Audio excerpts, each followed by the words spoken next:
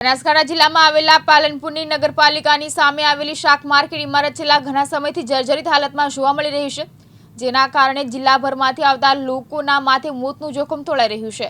આમ તો નગરપાલિકા પાલનપુર શહેરમાં આવેલી વિવિધ વિસ્તારોમાં ઇમારતો ધરાવતા માલિકોને નોટિસો આપી ઉતારી લેવાની કામગીરી કરેલી હોય છે, પરંતુ અહીંયા દીવાતળે અંધારા જેવી સ્થિતિ જોવા મળી રહી છે, કારણ કે નગરપાલિકાની સામે જ આવેલી શાક માર્કેટ ઇમારત હાલ જર્જરિત હાલતમાં છે, જેના કારણે અહીંયા જ બેસતા વેપારીઓ અને શાકભાજી લેવા આવતા લોકોમાં ભયનો માહોલ અને જોખમરૂપ બન્યું છે।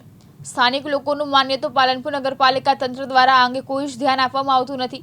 ત્યારે થોડા દિવસ અગાઉ સુરત ખાતે જે ઇમારત ધરાશાયી થઈ હતી તેવી ઘટનાની પાલિકા રાહ જોઈ રહી હોય તેવું લાગી રહ્યું છે।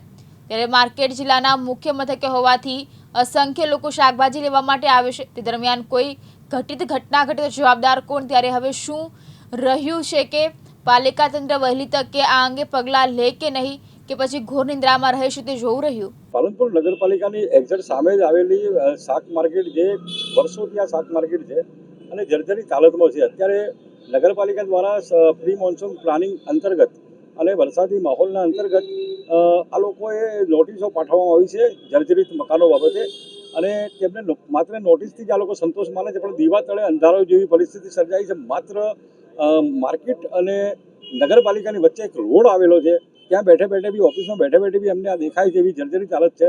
અને અંદર જે વેપારીઓ છે એમની ખૂબ જ ભયજનક સ્થિતિ છે, અને એ લોકો કઈ રીતે વેપાર કરે છે એમનું મન જાણે છે, કારણ કે રોજ સવારે આવે છે અને સાંજે ઘરે પહોંચે છે કે નથી પહોંચતા એ પરિસ્થિતિ એમની નિર્માણ થઈ છે। એટલે વહેલી તકે ચીફ ઓફિસર શ્રી પોતાના ચેમ્બરમાંથી દેખાતું હોય તો ખરેખર આ જર્જરિત જે બિલ્ડિંગ છે કાં તો એમને ખાલી કરે, કાં તો બીજી વૈકલ્પિક વ્યવસ્થા કરાવે, અને આ વેપારીઓ જે પોતાના જીવના જોખમે જે અત્યારે વેપાર કરી રહ્યા છે એ બાબતે ગંભીરતા દાખવવાની જરૂર છે।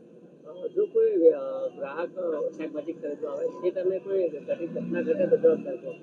અરે આમાં એક સીધી લીટીની વાત છે કે તંત્ર જ જવાબદાર હોય છે, કારણ કે તમે નોટિસોથી કામ ચલાવતો અત્યારે કોઈ પણ એવી મોટી દુર્ઘટના બની, સુરતના અંદર 5 માળની બિલ્ડિંગ પડી ગઈ અને જે મોટી દુર્ઘટના સર્જાઈ એના પછી તાત્કાલિક સરકાર જાગી હતી। તો હું એમ કહું છું કે આટલી નજીકમાં આપણે છે અને સરકાર અત્યારે જાગે અને વહેલી તકે આ કામ કરે ને કોઈ દુર્ઘટના સર્જાય એ પહેલાં તંત્ર જાગે।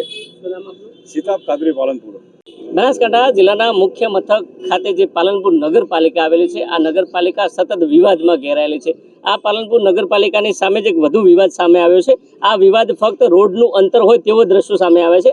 આજે તમને દ્રશ્યોમાં બતાવી રહ્યા છે પાલનપુરનું શાક માર્કેટ લાલા લજપતરાય શાક માર્કેટ છે। જ્યારે વાત કરવામાં આવે તો આ શાક માર્કેટ 20 થી 25 વર્ષ જૂનું હોવાને કારણે ઠેર ઠેર જર્જરિત હાલતમાં છે, અને આ શાક માર્કેટ જિલ્લાનું મુખ્ય મથકમાં આવેલું હોવાથી જિલ્લાના તમામ જે લોકો છે એ લોકો પોતાની જીવન જરૂરિયાત વસ્તુ જે શાકભાજી માટે છે આ શાકભાજી વસ્તુની ખરીદી કરવા આવતા હોય છે, પરંતુ જે નગરપાલિકા છે નગરપાલિકાના રોડ જ ખાલી વચ્ચે છે, છતાં પણ નગરપાલિકાના જર્જરિત બિલ્ડિંગ દેખાતી નથી, અને જે વેપારીઓ છે આ વેપારીઓ જીવના જોખમે અહીંયા બેસીને વેપાર કરવા મજબૂત બન્યા છે। ત્યારે વાત એ કહી શકાય કે ટૂંક સમય અગાઉ જે સુરતમાં જે ઘટના ઘટી હતી એ ઘટનાની રાહ શું નગરપાલિકા રાહ જોઈ રહી છે?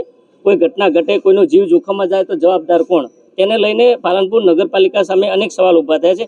સતત વિવાદમાં ઘેરાયેલી આ નગરપાલિકા ક્યાંક ને ક્યાંક લોકોના જીવને જોખમના રાહ જોઈ રહ્યો તેવું લાગે છે। આ નગરપાલિકાના મુખ્ય દ્વારની જો વાત કરવામાં આવે તો જે એની સીડીઓ છે આ સીડીઓ જર્જરિત હાલતમાં છે અને ખીલાસરી બહાર આવી રહી છે। આ મુખ્ય માર્ગ છે, આ મુખ્ય માર્ગમાંથી અનેક લોકો અહીંયા પસાર થાય છે અને શાક માર્કેટમાં પ્રવેશ કરી શાકભાજી લેવા આવે છે, પરંતુ આ જ પ્રકારે જો જર્જરિત હાલતમાં જે મકાન છે આ મકાન ક્યાંક ને ક્યાંક જો જર્જરિત બને અને જેના પગલે કોઈ ઘટના ઘટે તો જવાબદાર કોણ? જ્યારે વાત કરવામાં આવે તો 2 દિવસ અગાઉ જે જર્જરિત હોવાને કારણે એક સ્લેબ નીચે પડ્યો હતો એવું લોકોના મુખે ચર્ચાઈ રહ્યું છે। જો આવનાર સમયમાં ધોધમાર વરસાદ પડે અને તેના પગલે કોઈ જીવનું જોખમ થાય તો જવાબદાર કોણ? જેના પગલે તંત્ર દ્વારા સત્વરે આ જે બિલ્ડિંગ છે બિલ્ડિંગનું રિનોવેશનનું કામ કરવામાં આવે તેવી હાલ તો લોકો માંગ કરી રહ્યા છે। દિનેશ ઠાકોર, દિવ્યાંગ ન્યૂઝ, બનાસકાંઠા। દિનેશ ઠાકોર, દિવ્યાંગ ન્યૂઝ, બનાસકાંઠા।